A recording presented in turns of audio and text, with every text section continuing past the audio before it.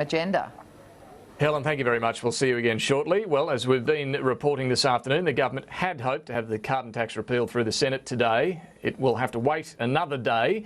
Along the way, though, the votes today, while delaying the decision on that, have also voted to keep another tax cut in place that'll kick in from July next year that the government had hoped to do away with as well. Joining me now is the Finance Minister Mathias Cormann. Thanks for your time. Good to be here. Now, the government was confident this morning the carbon tax would in fact be repealed through the Senate by lunchtime. That still hasn't happened. When will it go through? Well, the good news is that the carbon tax will go. Obviously, the Senate will go through the appropriate process to deal with all of the various bills and all of the considerations through the committee stages. That's still taking place. But the good news for Australian families and for Australian businesses is that the carbon tax will soon be history. Were you expecting Ricky Muir of the Motoring Enthusiast Party to vote with you to bring on the vote this morning? Well, I mean, obviously, every individual senator makes their own judgments based on their own considerations. We totally respect that. Can I ask you about the carbon tax? It's meant to lower prices, energy prices, an average $550 for families. Will it lower things like airline ticket prices? Well, it will put downward pressure on prices across the board. What we've said is it will bring down electricity prices by about $200 a year in 2014-15. It will reduce overall cost of living for your average household by about $550 a year. And of course, the terrible thing with the carbon tax is it pushes up the cost of energy across the board.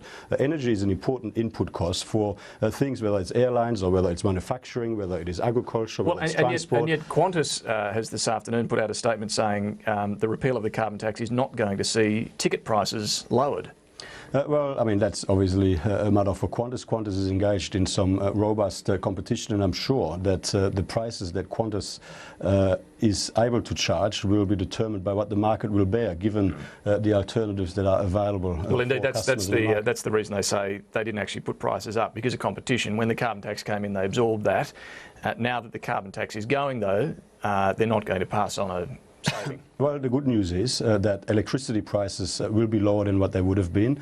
All of the regulators that set prices have already said that cost reductions will be passed through. Some of the private generators. So Qantas will be better off. Well, I mean, at the end of the day, the pricing for Qantas is a matter for Qantas. But what we do know, based on Treasury modelling, is that your average household, as a result of scrapping the carbon tax, will be about $550 I'm asking you about a big energy user like Qantas. You know, obviously, if we would like to see Qantas do the right thing, if Qantas benefits from reductions in their cost of providing services as a result of scrapping the carbon tax, then clearly the ICCC is empowered to ensure that any reductions in the cost of providing a service are properly, as a result of scrapping the carbon tax, are properly passed through. And so you would expect them to look at this? Well, I mean, I'm not going to answer speculative questions here. I mean, let's see what Qantas does once the carbon tax go. Let's see what their justification is for what they're doing. And obviously, but the mechanism is there for the ICCC to take action if people aren't properly adjusting prices to reflect the scrapping of the carbon tax. Let me ask you about the other Senate vote today along the way here to keep the tax cut that was scheduled to go, well, that Labor and government had said they would scrap from July next year. This is an increase in the tax-free threshold worth about $2 billion to the budget, and the Senate's voted to keep that tax cut.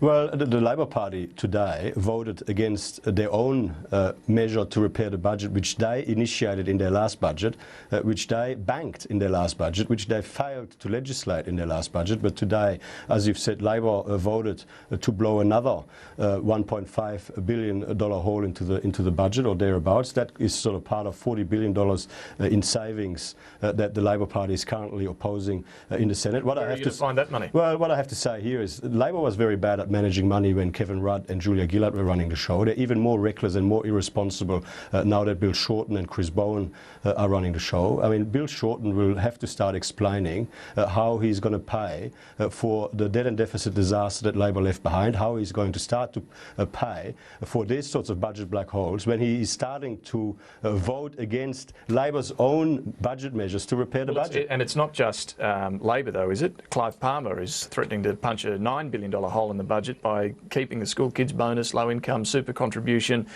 Can you change his mind on that? Well, the important point here is that Labor right now is opposing nearly $40 billion in savings measures to repair the budget mess that they've created. They're responsible for the debt and deficit disaster. You can't let Clive Palmer out of this either in his party. But so Labor is opposing nearly $40 billion in savings, including $5 billion in savings they themselves initiated in their last budget. They themselves banked in their last budget. They put the money into, they put the numbers into their budget papers, and now they are voting against us implementing their savings measures. I mean, that is as reckless and irresponsible as you can get. As is the Palmer United Party. Why are you so reluctant to have a crack at them? Well, I mean, look, the Palmer United Party is now represented in the Senate. They've been represented in the Senate for a number of days. The reason why I'm focused on Bill Shorten, the Labor Party, is because they created the mess that we're dealing with. We're taking responsibility for cleaning up Labor's mess. And now Labor, which was bad at managing money in government, is so reckless as to oppose their own savings measures that they banked in their last budget. So Bill Shorten was part of a government that said we were not going to have a second round of income tax cuts because they were going to get rid of the carbon tax and replace it with an emissions trading scheme. We're saying the carbon tax is going altogether.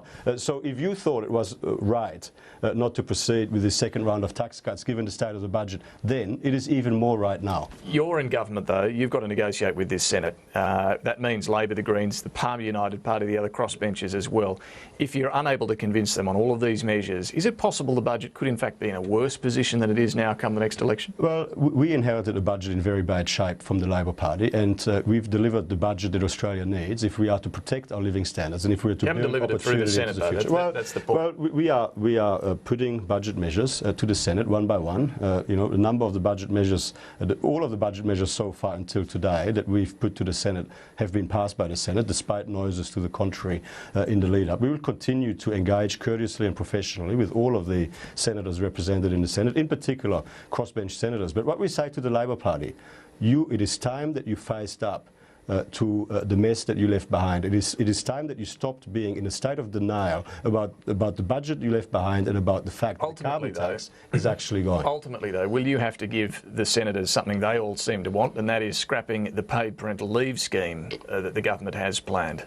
Well, we are delivering the election commitments that we took to the last election. We are delivering on the commitment to build a stronger, more prosperous economy where everyone can get ahead. The paid parental leave scheme is an important part of that. We are delivering on the commitment to repair the budget, and right now we've only just started. The budget was delivered less than 2 months ago. We've only really started to put budget measures to the Senate one by one for the first time. You've been around Parliament House for a long time. You know that for years and years and years many budget measures have had to be put to the Senate a second time.